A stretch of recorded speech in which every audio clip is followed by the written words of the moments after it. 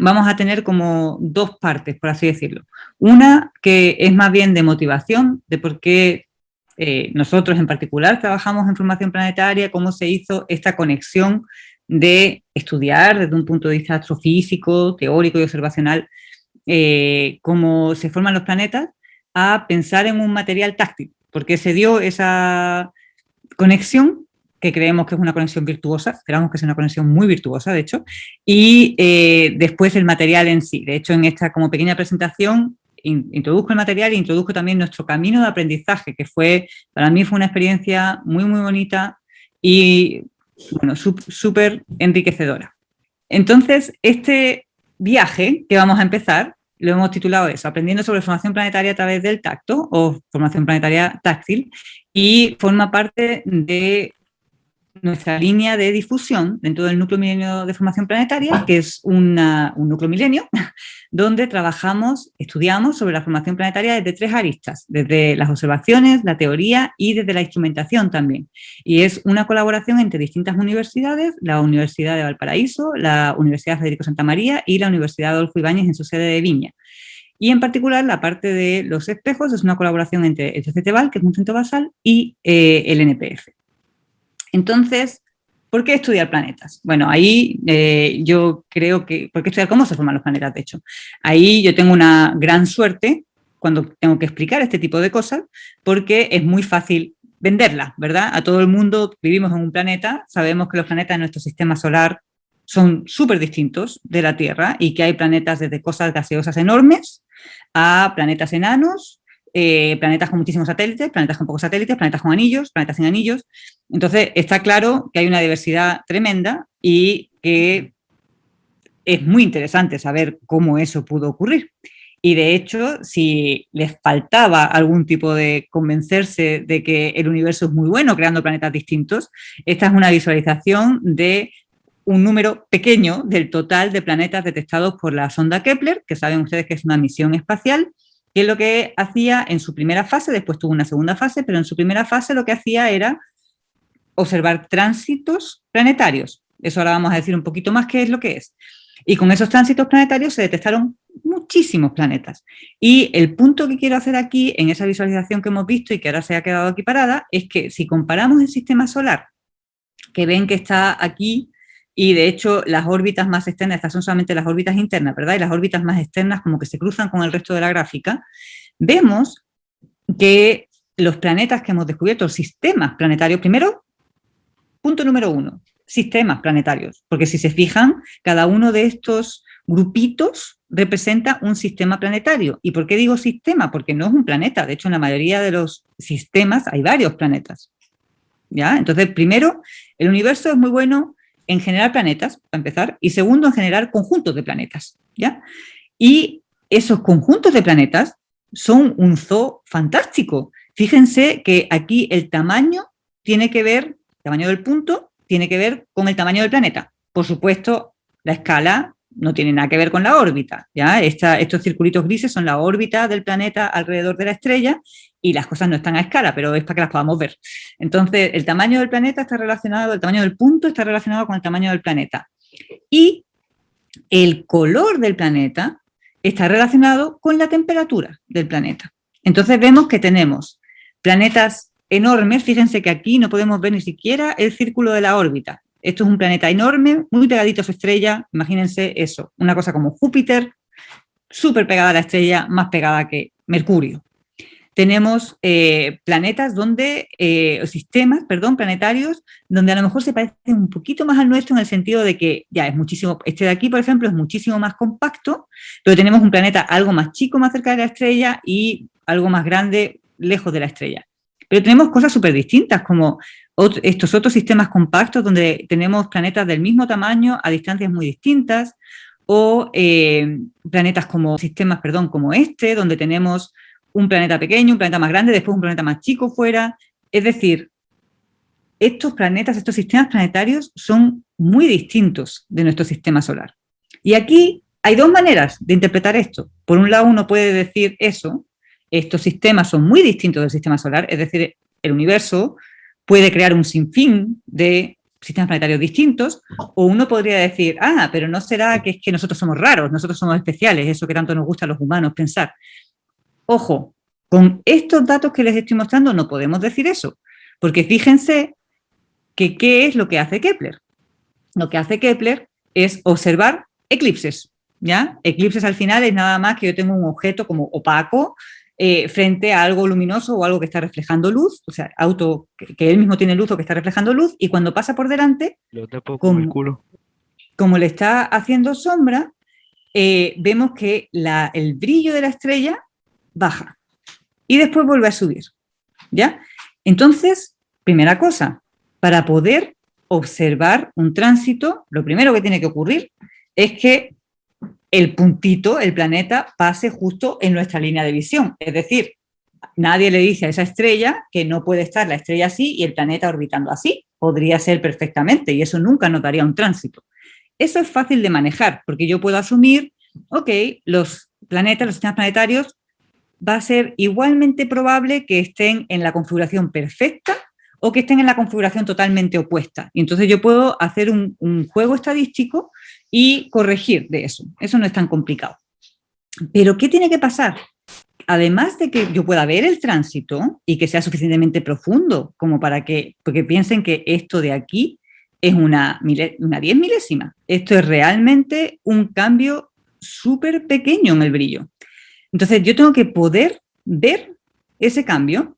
Tenemos que poder ver estos eclipses. Entonces, para eso tenemos que estar alineados y eso recordamos muy bien, ¿verdad? Ahora se nos viene otro eclipse, de hecho, que la sombra no es ninguna broma. O sea, cuando tenemos un eclipse total solar, tenemos que la luna está interpuesta perfectamente entre la Tierra y el Sol y en ese caso el cambio de brillo es brutal. Realmente, si han vivido un eclipse solar total, es espectacular, se vuelve oscuro realmente. Pero aquí no estamos hablando de un eclipse de ese tipo, estamos hablando de un tránsito súper pequeño. Realmente esta precisión es espectacular lo que puede hacer Kepler. Pero entonces, tiene que ocurrir el eclipse y además tiene que ocurrir mientras está observando el satélite. Y los satélites, la vida útil de los satélites, de hecho, es bastante corta. Entonces, Kepler, su primera misión, fueron apenas un par de años, después estuvo observando más tiempo. Entonces, volvamos a nuestro gráfico anterior donde queríamos concluir que nosotros somos bien extraños. ¿Y qué es lo que ocurre? Ahora ya no es tan raro pensar por qué todos esos sistemas planetarios que hemos descubierto, por qué son tan compactos, por qué son tan chiquititos comparados con el sistema solar. Porque ¿cada cuánto la Tierra tendría un tránsito con respecto al Sol para un observador externo? Una vez al año, ¿verdad? Porque la Tierra demora todo un año en su órbita. Si estamos hablando de Júpiter, sería mucho más. Entonces, ¿qué pasa? Que Kepler no puede detectar planetas que estén muy lejos. Simplemente por cómo observamos, cómo buscamos planetas, eso es muy importante y es muy interesante darse cuenta de qué es lo que podemos observar, qué es lo que podemos concluir y qué es solamente producto de cómo estamos observando. Entonces, si nosotros solamente podemos observar, y pongo solamente con muchas comillas, una misión que esté funcionando 2, 4 años, igual es bastante tiempo, pero no va a poder detectar muchos Júpiters a la distancia de Júpiter, simplemente porque el periodo es mucho más grande y la probabilidad de que le achunte justo cuando está pasando por ahí, pues es súper baja. ¿Ya? Entonces, ojo, ¿somos raros? Bueno, estamos viendo que somos súper raros, desgraciadamente, en cosas malas también en este taller, pero el sistema solar todavía no sabemos, todavía no tenemos los suficientes datos para decir si es muy extraño o no. Lo que sí que tenemos suficientes datos para decir es que hay una infinidad de otros sistemas planetarios y que el nuestro se ha formado de una manera, pero que a lo mejor hay muchos caminos distintos para formar. Y que estudiar estos sistemas que son tan distintos y por los que han pasado miles de millones de años, es muy complicado como echar la máquina del tiempo para atrás y tratar de entender cómo se formaron. Entonces, por eso nosotros tratamos de estudiar formación planetaria mientras los planetas se están formando. Y los planetas se forman con sus estrellas, o por lo menos eso es lo que entendemos hasta ahora y tenemos como buena evidencia de que eso es lo que ocurre. Entonces, vamos con muchas licencias artísticas a crear un sistema planetario. Entonces, ¿cómo se crea un sistema planetario? partimos de una nube. Ustedes, si les gusta la astronomía, a lo mejor han tenido la suerte de poder observar la nebulosa de Orión o los pilares de la creación, y si no lo han podido observar con binoculares o con un telescopio pequeño, a lo mejor han visto imágenes de estas espectaculares del Hubble, ¿verdad? Lo que tenemos son nubes de gas y polvo, de hecho sobre todo gas, que están moviéndose por la galaxia. Y en algún punto de esas nubes se da que hay suficiente materia, aquí tenemos nuestra nube, y en algún punto se da que hay suficiente materia, a lo mejor porque hay una supernova cerca o algo, como para que todo ese gas y polvo empiece a colapsar. ¿Ya? Imagínense un lavamanos, que uno le saca el tapón y empieza a caer el agua.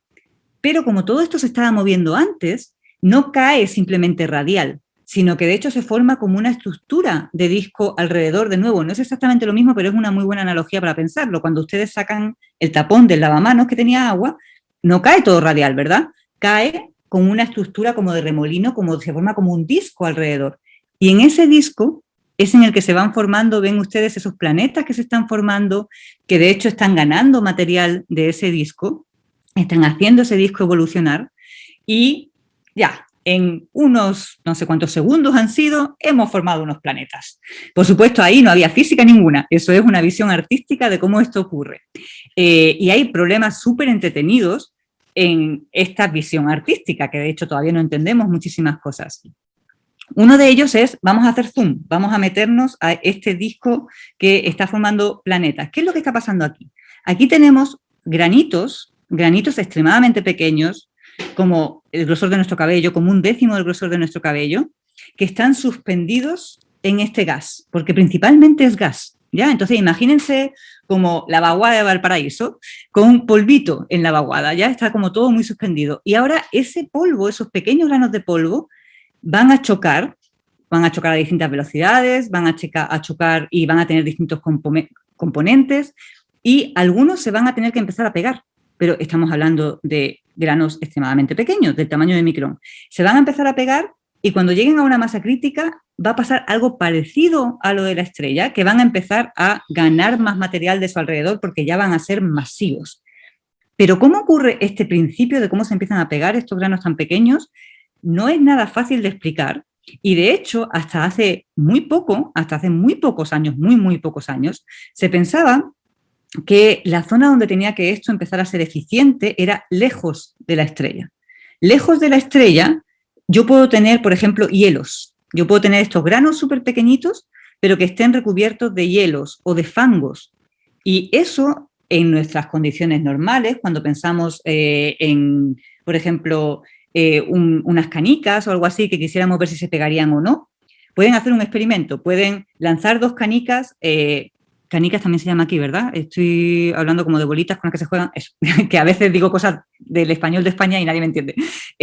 Imagínense que tienen 2 canicas y las lanzan con muy poca velocidad una contra la otra. Lo normal que van a hacer es chocar y no se van a pegar para nada, ¿verdad? Pero si les ponen un poco de agua y la ponen un poquito de tiempo en el congelador, en el freezer, y después la sacan y la vuelven a lanzar muy lentito, es más fácil que se peguen. Pero de hecho, en el espacio, que tenemos condiciones de sequedad de verdad, de absoluta sequedad, hay experimentos que han demostrado que si yo tengo granos de polvo extremadamente secos, de hecho es más fácil que se peguen. Y eso es súper importante, porque donde está la Tierra hoy en día es una zona seca. De hecho, la Tierra, como llegó el agua a la Tierra, como creemos que llegó el agua a la Tierra, es un tema súper interesante, porque donde la Tierra se formó no había agua. Y formar planetas cerca de la estrella, que sabemos que existen muchos, era muy complicado antes de que se empezaran a hacer estos experimentos y se empezara a ver que, ojo, cuando tenemos sequedad absoluta, de hecho, se pegan más fácilmente, y eso es porque como que se vuelve todo más poroso y es más fácil que se pegue. Entonces, eso es un tema todavía totalmente de actualidad y totalmente de hasta de controversia. Es muy complicado de entender y súper interesante. ¿Qué vemos y qué no vemos en astronomía? Porque hasta ahora hemos dicho, ya, hay muchísimos planetas, igual tampoco podemos usar todos esos datos de planetas todavía para decir si somos raros o no, pero ¿qué otras cosas ocupamos en astronomía? Si nos fijamos en astronomía, el visible, que es lo que ven nuestros ojos, Aquí lo que estoy poniendo, perdón, lo tenía que haber explicado antes, es como todas las distintas frecuencias en las que la luz se mueve, por así decirlo. Entonces tenemos las frecuencias, los rangos de energía en los cuales nuestros ojos pueden ver, y por eso tenemos aquí el arco iris, y tenemos rangos mucho mayores, que nuestros ojos no ven en absoluto, que la longitud de onda es mayor, y mucho menores, mucho más energéticos, que nuestros ojos tampoco ven.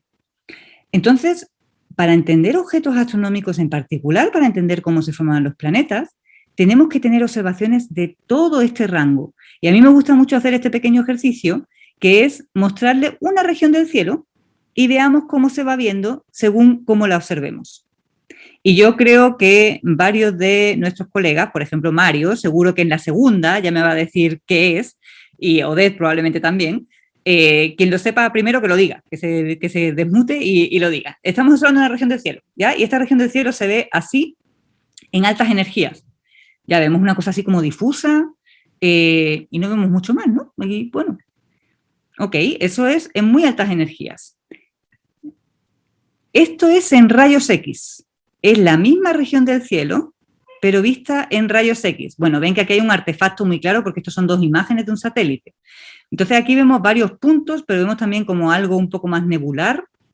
Misma región del cielo, exactamente la misma, pero en rayos X, con un satélite de rayos X. A ver, ¿quién me dice qué estamos observando? ¿No? ¿Todavía no? Esto es una imagen óptica. ¿Ya? Esto es una imagen óptica de un objeto que se ve muy bien, en particular en verano. Claro, como Eta Carinae, ¿no? ¿No? No me da. ¿Nebulosa de Orión? Nebulosa de Orión, sí, señor. Claro, la tenía entre Orión, pero la encontraba más como forma de Eta Carinae por el centro, no sé. Pero fíjate que la teníamos, porque en Eta Carina, en rayos X, ¿qué es lo que estábamos viendo? Estábamos viendo las estrellas masivas. Y en Eta Carina tenemos estrellas masivas muy pocas y muy cercanas. Y en Orión tenemos más y como más dispersas por todos lados, ¿verdad? Porque son responsables de estas burbujas. Claro. Así que, efectivamente, nebulosa de Orión, súper bien. Pero eso, ya les he descubierto un poco de cosas, ¿no? En rayos X estamos viendo estrellas masivas. En el óptico, fíjense, es una imagen preciosa, preciosa, absolutamente hermosa. Pero, por ejemplo, si yo quiero saber algo de cómo se están formando los planetas aquí dentro, ando mal, porque la propia nebulosa no me deja ver, ¿verdad? Claro. Y por eso, de hecho, nos tenemos que ir al infrarrojo.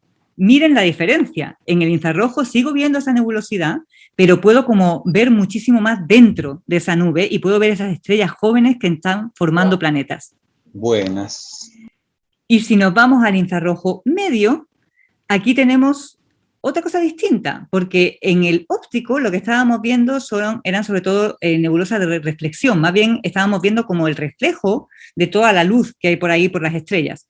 En el infrarrojo medio empezamos a ver la propia nebulosa, la propia emisión de la nebulosa y podemos ver estructuras dentro de la nebulosa. Esto de aquí el centro es que está saturado simplemente, ¿ya? Y también podemos ver muchas estrellas muy embebidas, muy jovencitas que están formando sus planetas por aquí.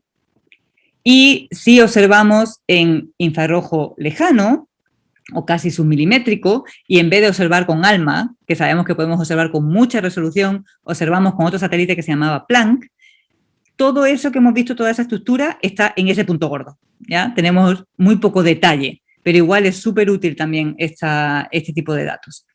Entonces, fíjense, nosotros para aprender de los planetas tenemos que combinar todo este tipo de datos. Y todo lo que yo les he dicho hasta ahora ha sido con imágenes. Y en verdad, con nuestros ojos no podemos ver nada de lo que es realmente interesante, ¿ya?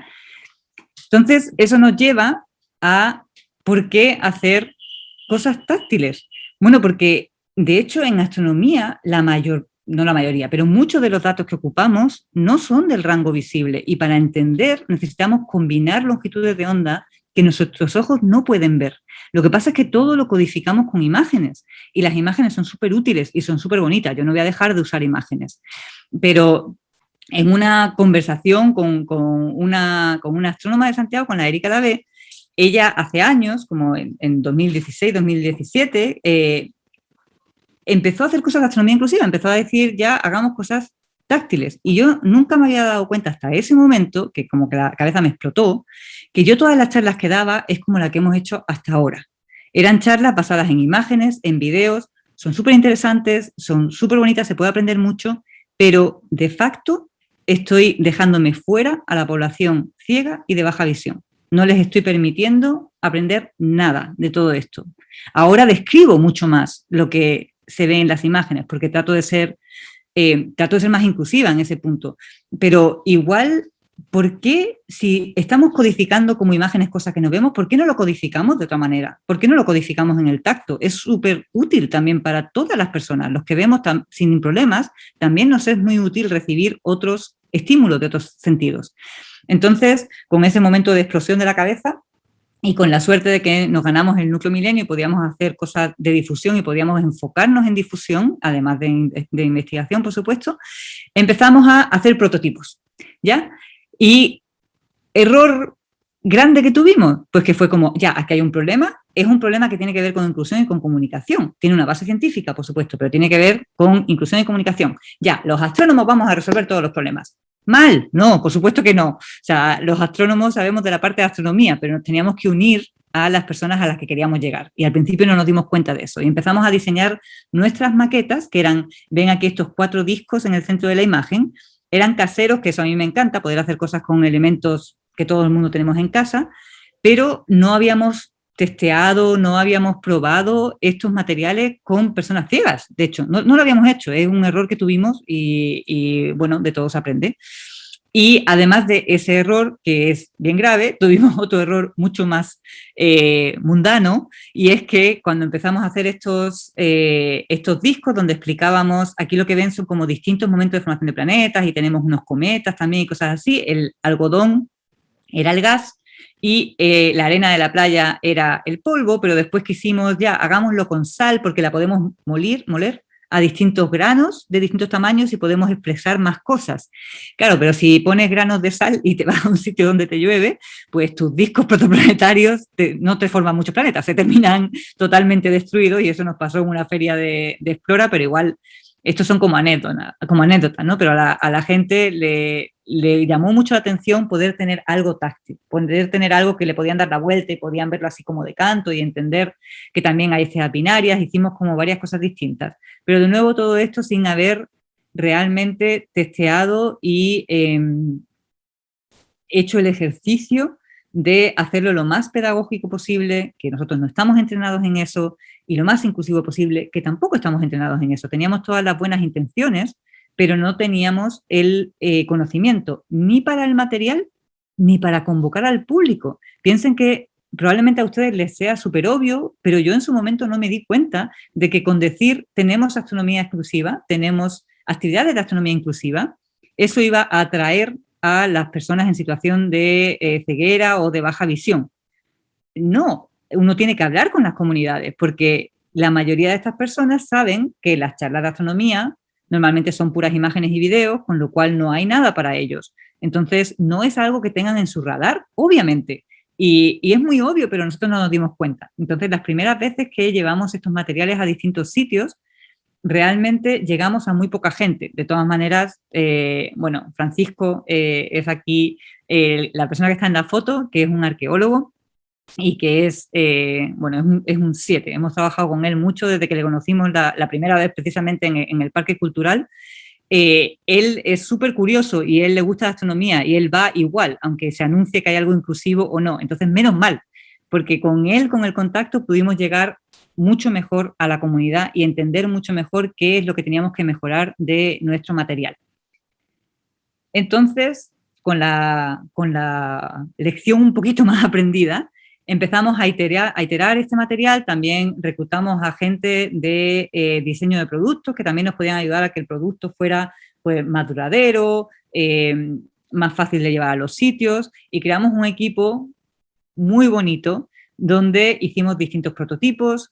Probamos también, queríamos llegar a un rango de edades muy grande, con lo cual probamos con personas de distintas edades, con estudiantes, con personas con formación universitaria, sin formación universitaria, realmente para ver qué es lo que funcionaba y qué es lo que nos hacía sentido a todos. Cómo explicar todo esto que hemos explicado con imágenes, con un disco táctil, pero que sin faltar al rigor, igual fuera amigable y fuera útil realmente. Lo que queríamos es que fuera útil.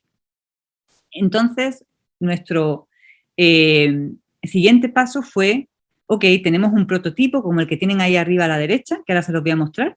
Teníamos este disco que ya estaba como bien pensado, las texturas están bien pensadas, está todo bastante bien pensado, pero hacía falta que hubiera un astrónomo para que la gente realmente lo pudiera experimentar y lo pudiera entender.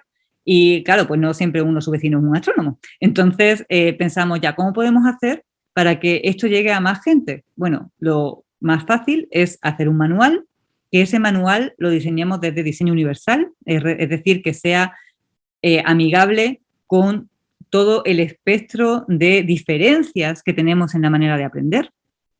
Y además, como queríamos especialmente ayudar a los profes en los colegios a darles material que directamente lo puedan ocupar, relacionémoslo también con el currículum. No quiere decir que solamente se puede ocupar en colegios, ni mucho menos, pero si lo quieren introducir en sus clases, ya tienen relacionados determinados conceptos con el currículum chileno. Entonces, ahí contratamos a la Paulette, que fue una practicante fantástica, que hizo muchos enlaces con distintas personas de educación diferencial, de pedagogos y también con una imprenta para todo el tema del braille, y diseñamos este kit, que de verdad le tenemos mucho, mucho cariño, donde tenemos una introducción, ahora les voy a mostrar un poquito mejor, tenemos una introducción que habla de formación planetaria y tenemos como una guía paso a paso de qué cosas pueden aprender con este material. Además, todas las páginas del kit están, tenemos como un vídeo audiolibro donde cada uno de estos códigos QR les lleva a un video de YouTube donde alguno de los miembros de nuestro equipo hicimos que todo el mundo participara porque queríamos mostrar voces de hombres y voces de mujeres, voces de extranjeros y voces de chilenos. Entonces, que todos los miembros de nuestro equipo leyeron el contenido de alguna de estas páginas. Entonces, cada uno de estos códigos QR le va a llevar a un video en YouTube donde tenemos a una persona de nuestro equipo describiendo lo que hay en la página, a un intérprete en lengua de señas, a nuestro Francisco Villarroel, que es genial, haciendo la interpretación en lengua de señas, y el texto que va pasando también. Y hay una parte que la llamamos Atenta a tus manos, que es donde vamos describiendo qué es lo que está pasando en ese momento de la maqueta, que ahora les voy a explicar por qué, en qué momento, porque es una maqueta dinámica. Y bueno, aquí lo que ven es cómo les llega el kit. Este es el kit completo, ven ese cubo que hay ahí, en ese cubo está contenido los dos manuales, porque está el manual propiamente para usar el kit, pero también hemos hecho un pequeño manual de conceptos astrofísicos, también por si quieren llegar un poquito más allá. Están las piezas de la maqueta, y bueno, y está este bolso precioso que lo ha hecho también una persona de nuestro equipo, que es como un origami que después se abre, y ahí van a ver qué es lo que ocurre. Ahí les llega todo el kit, ahí está mi gata muy entretenida jugando con el kit. Esas son todas las piezas, lo único que tienen que hacer, de hecho, la parte de pegar de ahí no lo tienen que hacer, eso ya se lo damos hecho, y lo único que tienen que hacer es juntar todas las piezas. Esto lo hemos hecho hasta ahora con 4 personas ciegas, y hemos podido montar el disco sin ningún problema con ellos. Hacemos una pequeña capacitación online, porque todas las piezas tienen unos números que están en relieve, con lo cual las personas pueden saber cómo tienen que encajarlo. Ahí ven también a mi pololo ayudándome. Y poniendo todas las piezas juntas para tener el kit. Entonces ahí estamos terminando la última parte. Y ese es el kit completo que ahora les voy a mostrar. Y de hecho, sí, voy a parar aquí y les voy a mostrar el disco. Antes, o sea, mientras voy abriendo esto, ¿tienen alguna duda? ¿He dicho algo demasiado rápido? ¿Ha habido algo que no haya quedado demasiado claro? Cualquier cosa que quieran preguntar.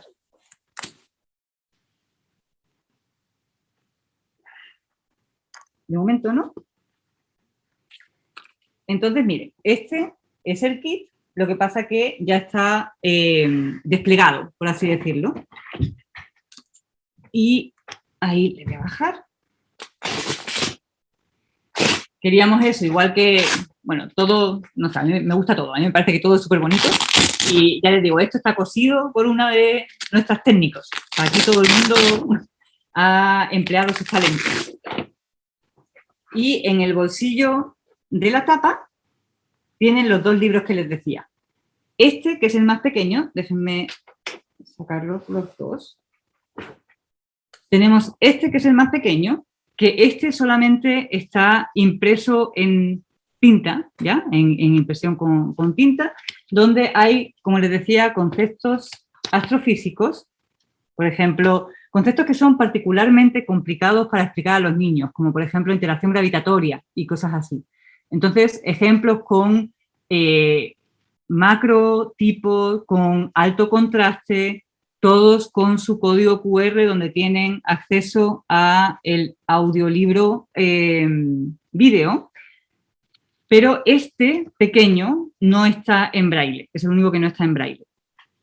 Este, que es el de la maqueta, tal cual, este sí que está, por eso es tan grandísimo, porque si se fijan que es bien gruesito, todo el manual, no sé si pueden ver ahí el relieve, pero todo el manual está en braille, completo. Y como les decía, tiene una primera parte, tiene varias actividades que se pueden realizar según los niveles según las edades, por ejemplo, y tiene una parte de bases curriculares donde hay una descripción. Aquí se lo estoy mostrando muy mal en la cámara, pero después les vamos a mostrar, de hecho, donde tienen los enlaces para bajárselo todo en PDF. Entonces tienen la descripción de la base curricular, qué es lo que se puede ocupar para cada uno de estos temas de la base curricular. También hablamos de inclusión y de cómo algunos tips para cómo enseñar desde la universalidad, desde la inclusión, más que desde la integración. Un poquito de la astronomía en Chile y de base de astronomía. Y de ahí pasamos a la descripción propiamente de la maqueta. Entonces, esta primera página es un resumen del mismo video que les hemos mostrado, con todas sus explicaciones y con las explicaciones en braille también. Y aquí vamos a la parte que decíamos de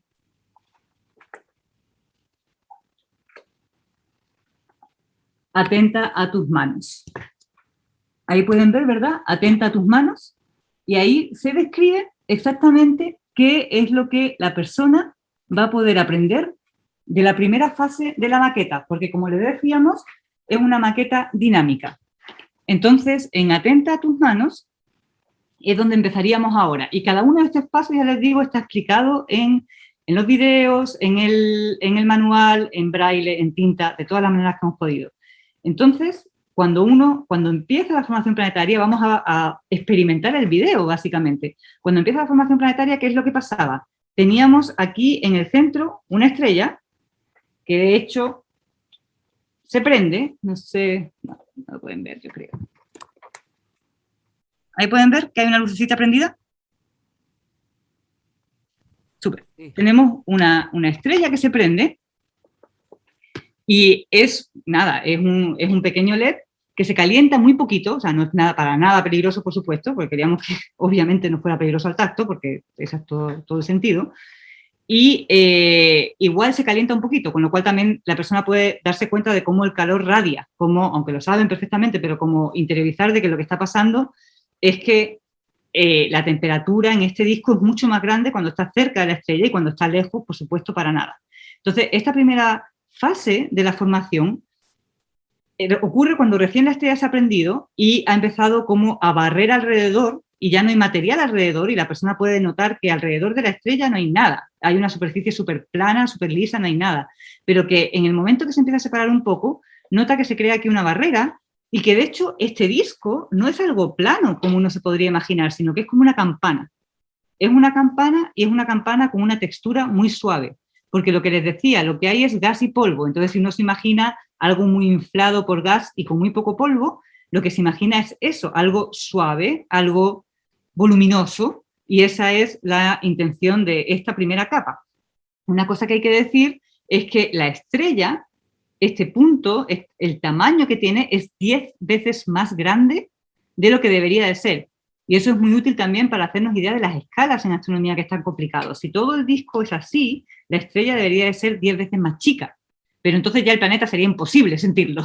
Entonces, por eso tenemos que a ocupar dos escalas distintas. Y los números 10 y 100 es algo que nos podemos imaginar, más o menos. Entonces, los primeros 2 millones de años, 3 millones de años, esta es la situación del disco. Eso eran los primeros segundos del video. Ahora dejamos pasar eso como 2, 3 millones de años y no sé si pueden ver bien, está muy mal centrado. Sí, creo que lo pueden ver bien, ¿verdad? Que tenemos la estrella, seguimos teniendo la estrella, obviamente, y ahora ha cambiado totalmente, la vecindad de la estrella ha cambiado totalmente. Entonces la persona lo puede experimentar como de dentro hacia afuera o de fuera hacia adentro y darse cuenta de que el hoyito que había antes alrededor de la estrella creció muchísimo. Hay muchísimo menos material aquí alrededor. Y esa cosa que había como una especie de barrera, como una especie de altura, ya no está. Lo que hay es un disco mucho más plano y con muchísima textura. Fíjense, lo muestro a cámara ahí, que la textura es totalmente distinta. Esto no es nada suave. Y eso es porque, de hecho, esto es lo que va a ser más o menos el cinturón de asteroides, que hay muchísimos desechos, porque aquí ya se ha empezado a formar un planeta. Y el planeta que... no, pensaba que se me había perdido. Lo tengo aquí. El planeta es este. No sé si lo pueden ver. Es una mostacilla de 1 milímetro. Es una mostacilla de 1 milímetro, ese es nuestro planeta. Y esa mostacilla de 1 milímetro, que el planeta es 100 veces más grande de lo que debería de ser, es el que ha creado este surco. ¿Ya? Y de hecho la maqueta se puede mover, gira en torno al eje que tenemos, y uno se puede hacer la idea de esto tan interesante que es que un planeta tan chico, en el fondo puede crear un surco tan enorme que lo podemos ver con ALMA. Y por eso les decía que tenemos buenos indicios de que de hecho los planetas se forman juntito con la estrella, muy al principio. Entonces, este planeta tan pequeño es el responsable de este surco tan grande. Y si ahora queremos llegar a la edad de nuestro sistema solar, por ejemplo, hemos dejado correr unos cuantos millones de años, nos damos cuenta de que la estructura del disco ha cambiado totalmente. Ya no tenemos nada abultado. El gas se fue. El gas o bien fue ganado por la estrella y eso se acumuló como masa en la estrella, o fue ganado un poquito por el planeta, o fue evacuado por la estrella. De hecho, fue como si la estrella lo hubiera soplado y lo hubiera echado del sistema, ¿ya? Porque hay radiación, presión de radiación que expulsa todo ese gas. Entonces, ¿qué es lo que tenemos ahora? Tenemos que este disco tan plano, con tanta estructura, que estaba cerca de la estrella, se mantiene más o menos igual. Y es eso, es como nuestro cinturón de asteroides ahora. Que el planeta este que había formado este surco, de hecho, es algo así como un Júpiter. Está más o menos a la distancia de la que estaría Júpiter. Y es más o menos del tamaño, de nuevo, 100 veces más grande de lo que debería de ser, pero de Júpiter. Y más lejos de Júpiter tenemos un disco que es totalmente distinto. Tenemos un disco que es mucho más plano, que tiene muchísima estructura y que de hecho es el análogo a nuestro cinturón de Kuiper, de donde vienen los cometas, ¿ya? Porque estamos lejos, hemos podido explicarle a las personas que estamos lejos de la estrella, toda esta zona mientras se estaba formando estaba como bien ocultada, bien protegida de la radiación de la estrella, con lo cual había hielos y de todo, y de ahí es de donde vienen los cometas después. Entonces, esto ha sido un recorrido medianamente corto. Por supuesto, uno se puede detener muchísimo más en cada una de estas fases y explicar dónde estarían las líneas de hielo, por ejemplo, dónde estarían los planetas rocosos. Uno puede ocupar estos discos para entender cosas de geometría, de cómo, incluso de los tránsitos, de cómo yo puedo detectar un tránsito si el disco está así, si el disco está así, pero si el disco está así no hay manera. Entonces, este material, la verdad, le hemos puesto mucho cariño, pero también creemos que es muy útil, que sirve para explicar muchos temas de astrofísica, claro, centrados en la formación planetaria, porque eso es principalmente nuestra ocupación, pero se puede también ocupar para muchos otros temas de astrofísica y para matemáticas y para física. Y lo último que les quiero comentar, bueno, además está impreso en PLA, que era algo que queríamos que fuera así, porque queríamos que fuera ligero, no frágil, porque lo que queremos es que la gente interaccione con el material. No queremos que sea una cosa que uno lo pone en un museo y nadie lo toca, ¿no? Lo que queremos es que realmente alguien interaccione y entienda, bueno, ¿y por qué se forma este disco en este momento? ¿Y por qué no este? ¿Y qué pasaría si tuviera 2 planetas? ¿Y qué pasaría si tuviera 2 estrellas? Y puedan realmente pensar distintas configuraciones. Y como les decía antes Carol, Este material está disponible totalmente libre en nuestra página web. Entonces, si van a la página web del NPF y buscan en noticias kit inclusivo para la educación de astronomía, llegan a esta página donde tienen acceso al manual, que se lo pueden descargar. Es un PDF bien grandote, eso sí, porque tiene muchas figuras y todo, pero tienen el manual para poder descargárselo. Tienen el libro de conceptos astrofísicos, tienen el enlace a todos los vídeos de YouTube y tienen el enlace a el fichero para impresoras 3D para poder imprimirse su propio disco, incluyendo este pequeño manual de consejos de impresión, porque si han ocupado impresoras 3D sabrán que hay muchas maneras distintas de imprimir una misma pieza y hay algunas que desperdician mucho material y cosas así. Entonces, Seba, uno de nuestros ingenieros, él se tomó el tiempo de escribir como esta guía para cómo las distintas partes del disco es la manera más eficiente de imprimirlas para no desperdiciar plástico, por supuesto, y para poder conseguir también el mejor resultado posible, que todo les encaje bien y lo puedan utilizar con quien quieran.